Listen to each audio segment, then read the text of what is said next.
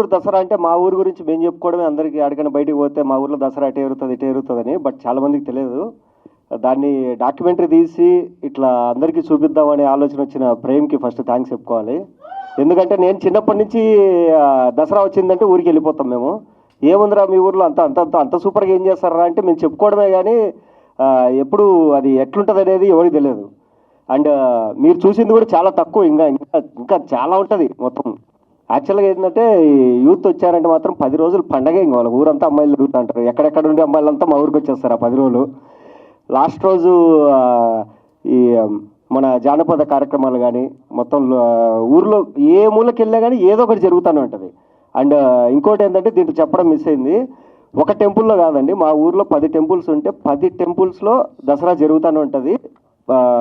మాలో 9 రోజులు, మా ఊర్లో 11 రోజులు జరుగుతుంది. ఈ 11 రోజులు ఊర్లోకి ఏ 4 వీలర్ కానీ అలో ఉండదు లోపలికి, అంత జనాలు ఉంటారు లాస్ట్ రోజు.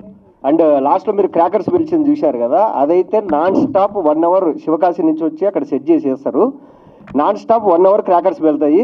ఇందాక మీరు చూసిన విజువల్లో ఆ జనాల్లో ఫస్ట్ రోలో నేనే ఉన్నా, నా గుండు కూడా కలిపింది ఆ రోజు. సో అండ్ మురళి మా చిన్నప్పటి నుంచి నా ఫ్రెండ్. ఇక్కడికి వచ్చిన ఫస్ట్ వీక్షకులందరికీ హాయ్ అండి. అండ్ స్టేజ్ మీద ఉన్న గెస్ట్లందరికీ కూడా. సో బేసిక్గా నేను కూడా అంటే ఇనిషియల్గా డాక్యుమెంటరీస్ నుంచే వచ్చిండే, షార్ట్ ఫిల్మ్స్ డాక్యుమెంటరీస్ నుంచే వచ్చిండే. సో బేసిక్గా డాక్యుమెంటరీ మెయిన్ ఉద్దేశం ఏంటి అంటే అందరికీ తెలిసినట్టే, బేసిక్ ఏంటంటే ఒక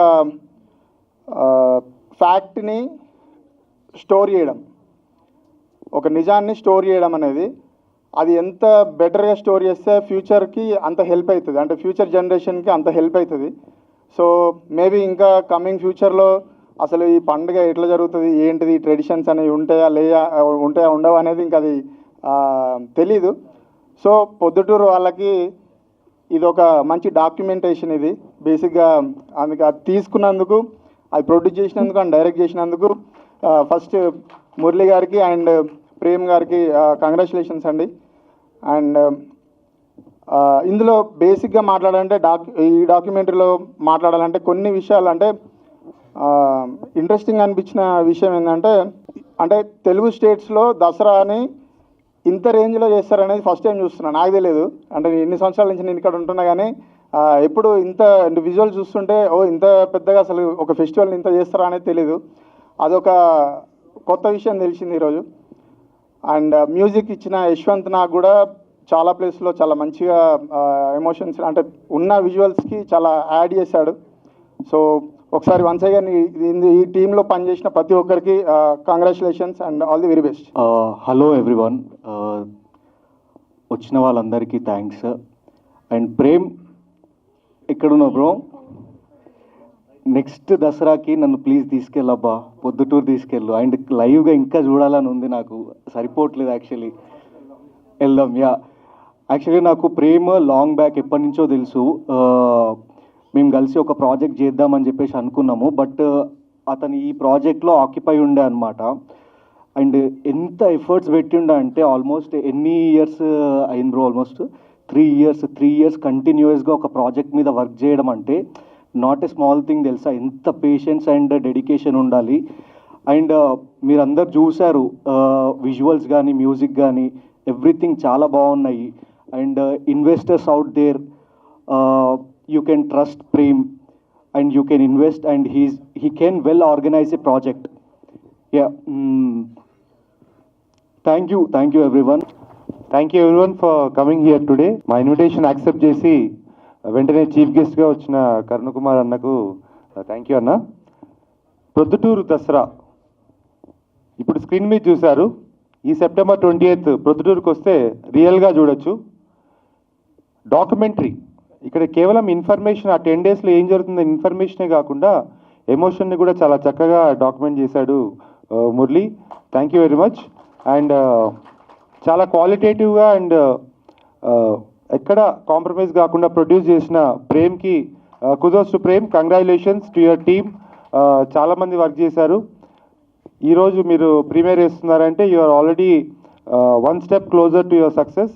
many more wishes for your future projects. తర్వాత ఈ Balcony Originals is the production house. Prem Balcony Originals పెట్టి ఇంతకుముందు ఒక వీడియో సాంగ్ చేశాడు ప్రొద్దుటూరు మీద.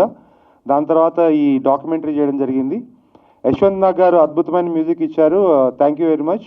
అండ్ బుసెట్టి జ్యువెలర్స్ బుసెట్టి రామ్మోహన్ గారు ఈ ప్రజెంట్ చేసినందుకు thank you one and all for coming here.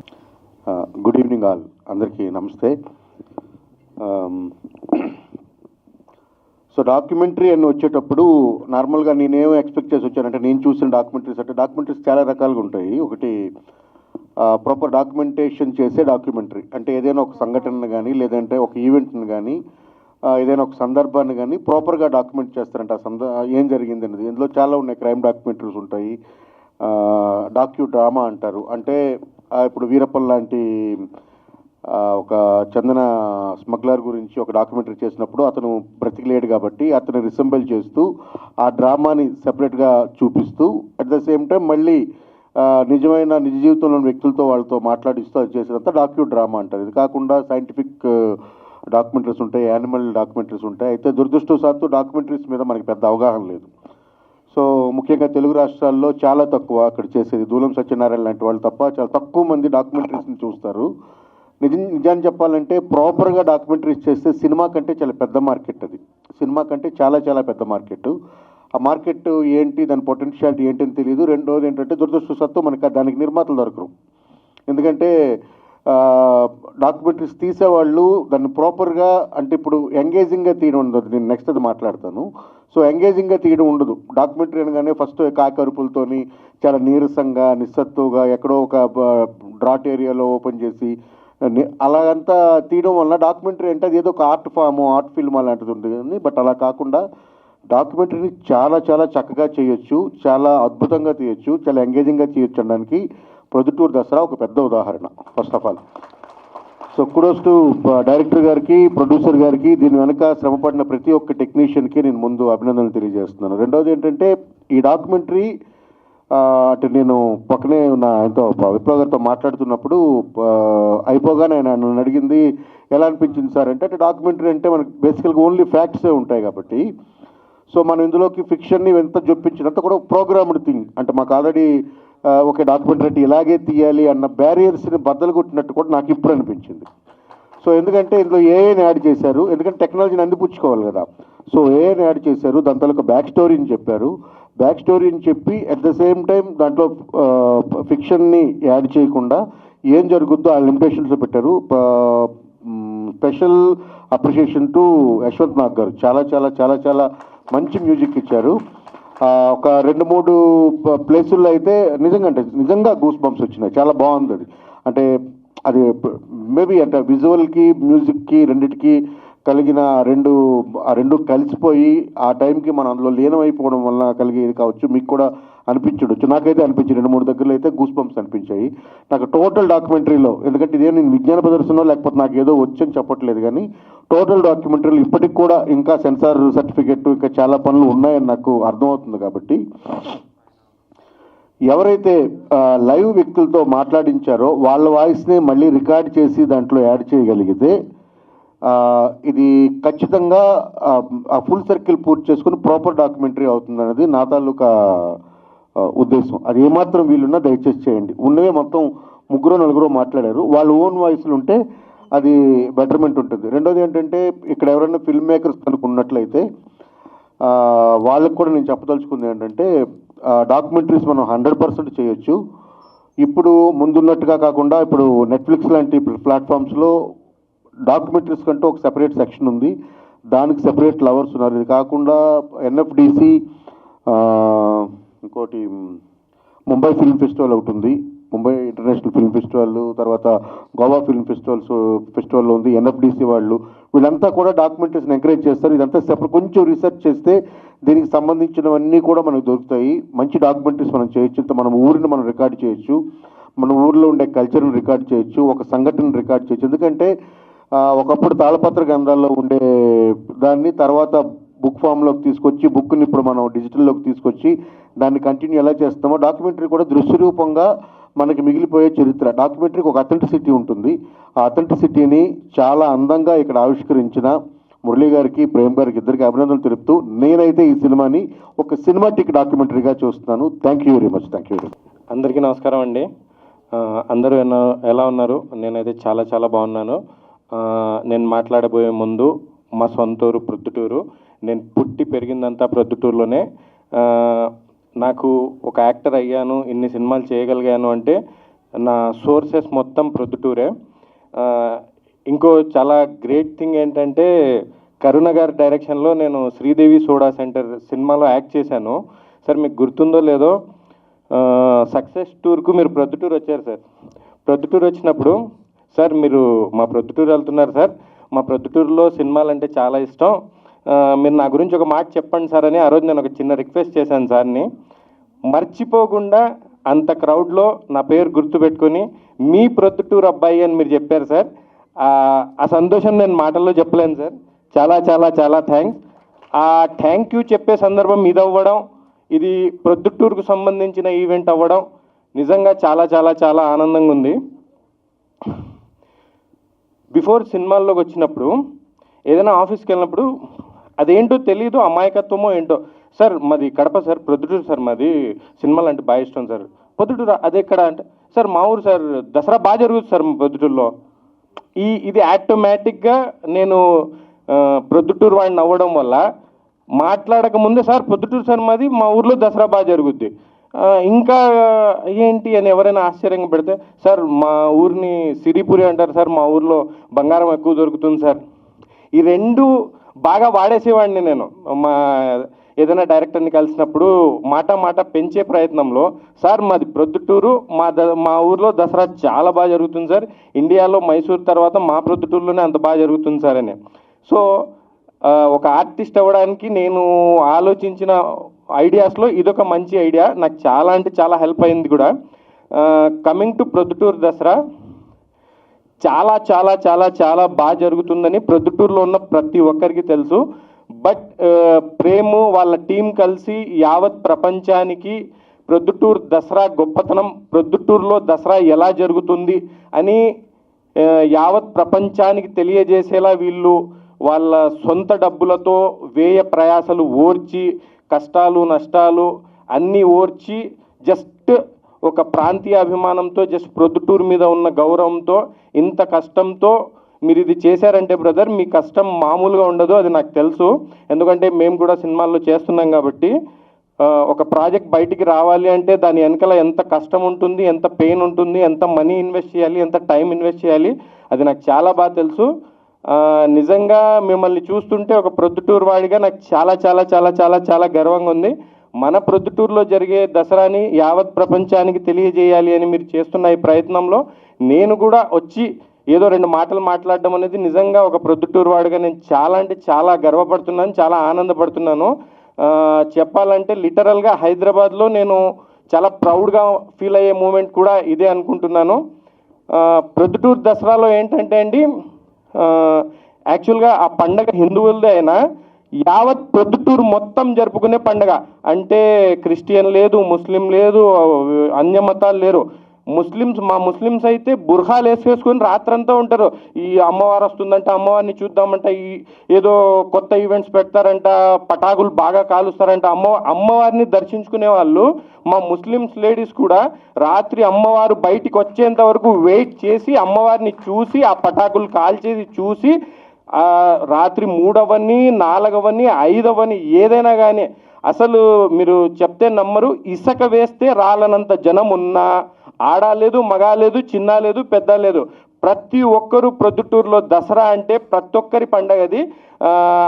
అది ఒక్క ప్రొద్దుటూరు వాడు మాత్రమే ఫీల్ అయ్యే పండగ.